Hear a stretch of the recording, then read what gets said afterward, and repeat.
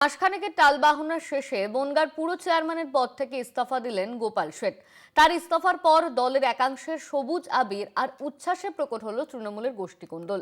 গত লোকসভা ভোটে পুরসভার সব ওয়ার্ডে তৃণমূলের বিপর্যয়ের পর থেকেই তাকে পদ থেকে ইস্তফা দিতে নির্দেশ দিয়েছিল তৃণমূলের রাজ্য নেতৃত্ব। তৃণমূল কাউন্সিলররা তার বিরুদ্ধে অনাস্থা আনলেও তিনি পদ ছাড়েননি। বুধবার আস্থা ভোটের প্রাক্কালে পুরো চেয়ারম্যানের পদ থেকে ইস্তফা দেন গোপাল।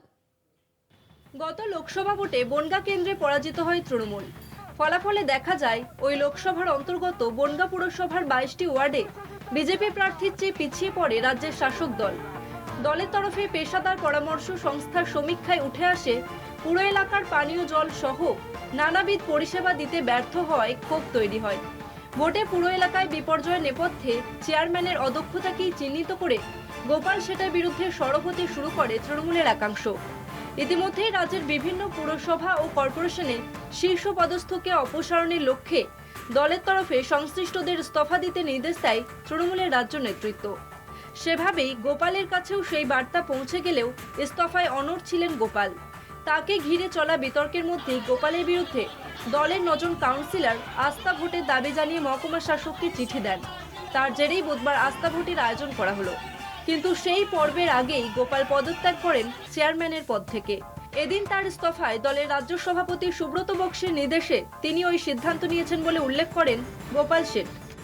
সুব্রত বক্সি এবং ফিরাদ হাকিম দুজনেই ওনাকে ফোন করেছিলেন যে রিজাইন করার জন্য। যখন উনি দেখলেন যে হ্যাঁ সত্যি সত্যি দলের নির্দেশ আছে, তখন উনি রিজাইন করেছেন। উনি রিজাইন করার জন্য প্রস্তুত ছিলেন, কিন্তু উনি কনফার্ম ছিলেন না যে এটা সত্যি সত্যি দলীয় নির্দেশ নাকি ব্যক্তিগতভাবে কেউ এটা করছে। চেয়ারম্যানের ইস্তফার ঘোষণায় দলের গোপাল বিরোধী গোষ্ঠী উল্লাসে ফেটে পড়ে। পুরো ভবনের সামনে ব্যান্ড বাজিয়ে আবির মেখে উচ্ছ্বাসে মেতে ওঠেন তৃণমূল কর্মীদের একাংশ। দলের জেলা নেতা বিশ্বজিৎ দাসের দাবি, আস্থা ভোটে পরাজয় নিশ্চিত বুঝেই ইস্তফা দিতে বাধ্য হয়েছেন গোপাল শেঠ। দলের রীতিনীতি মেনেই আমরা এগিয়েছি। দল যে সিদ্ধান্তর কথা জানিয়েছেন সেই সিদ্ধান্ত মোতাবেক হয়েছে এবং আজকে ওর পদত্যাগপত্র গ্রহণ হয়ে যাবার পরেই আবার দল সিদ্ধান্ত পাঠাবে যে কে চেয়ারম্যান ভাইস চেয়ারম্যান হবে।